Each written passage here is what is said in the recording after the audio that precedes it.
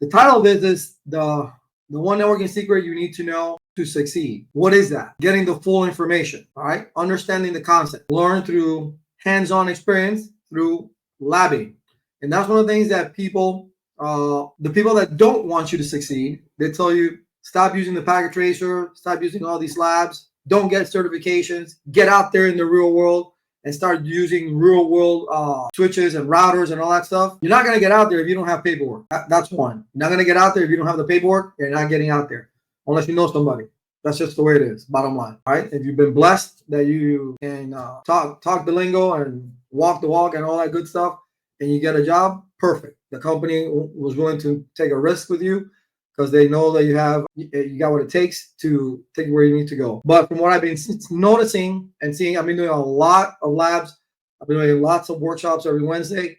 I've been a scientist, at least for this past couple of months, and especially when it comes to the redundancy protocols. I just did a lab. I'm going to share that with you real quick. I just did, not a lab, I'm sorry. Why did I remove that? I don't know. I just did this particular workshop, which was great.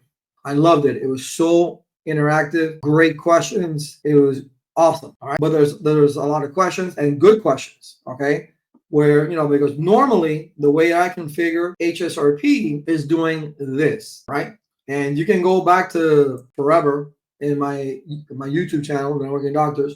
Okay, and you can see that I have this same topology. We have, and let me go back in here, hold on. We have basically that we need to learn 3 redundancy protocols. That 2 others exist, that's fine. And I'll show you, I'll open up that PDF to show you. Okay, but we have 3 redundancy protocols we need to be aware of. The first one is HSRP, which is the lab that I just showed you. HSRP is a Cisco proprietary protocol that works on a standby active manner. Okay. So you have an active router based there's 2 things it can be based on: highest IP address or highest priority number. So the router that, let's say, because by default it's 100, right? The default priority number is 100 for both. So if you don't touch the priority numbers, it's going to choose the highest IP address of that particular or whichever router to be active.